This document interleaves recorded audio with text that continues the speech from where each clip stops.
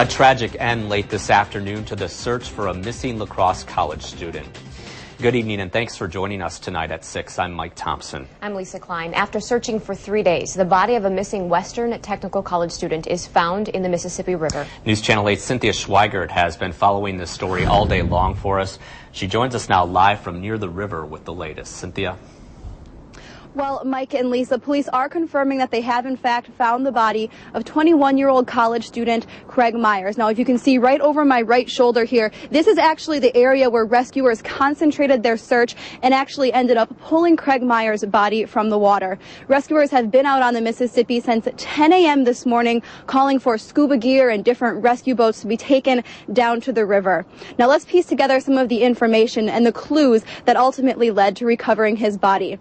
At 2 a.m. on Sunday morning, Craig was last seen in the 700 block of Market Street after being dropped off there from a wedding reception and drinking at downtown bars. Now, a bloodhound tracked his scent to the area near 4th and Cass Street, where suddenly that bloodhound lost Craig's scent. Now, in the meantime, police found footprints near the Courtyard Marriott that led out onto the river and eventually into open water. Now, yesterday when they brought that bloodhound back in to do the search, according to police, that dog tracked Craig's scent very intensely from the area near 4th and Cass down here to the Mississippi River.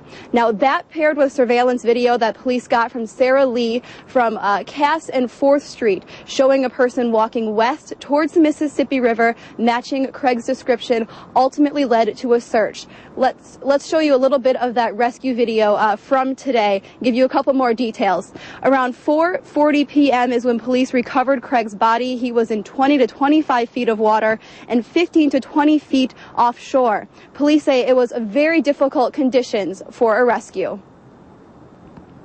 Well, I think the La Crosse Fire Department and the dive rescue team, this was a very difficult operation. Water was 28 degrees, so it was very cold. A lot of ice moving and flowing out there, so they did a very good job.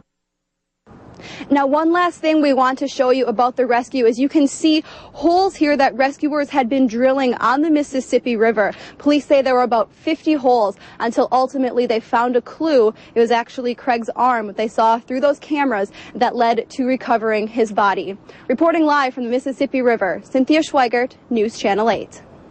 Thanks very much, Cynthia. Now, Western Technical College was supposed to be the site of a vigil for Craig tonight, but now it's turned into a celebration of his life. The event starts at 6:30 at the Lunda Center on the Western Technical College campus. The event is open to the public. Craig Meyers is the 9th college student to disappear and be found in the river. In 1997, Richard Lavity drowned after he and his brother were chased from a downtown bar. He tried to swim across the river to safety, but did not make it. Later that fall, Charles Blatz's body was pulled from the river. He had attended Oktoberfest. Then 19-year-old Anthony Skifton was reported missing that fall. He was last seen at a party in La Crosse. 5 days later, his body was found in the river. In February of 1998, Viterbo student Nathan Kaffer disappeared.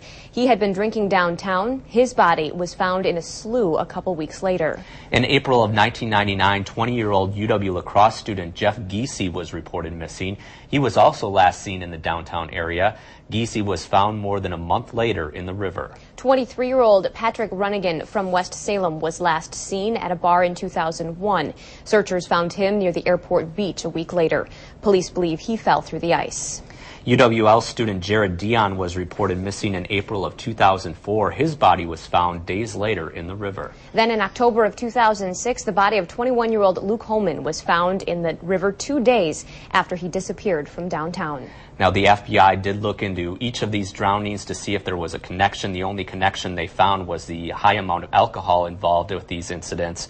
They did not find any foul play.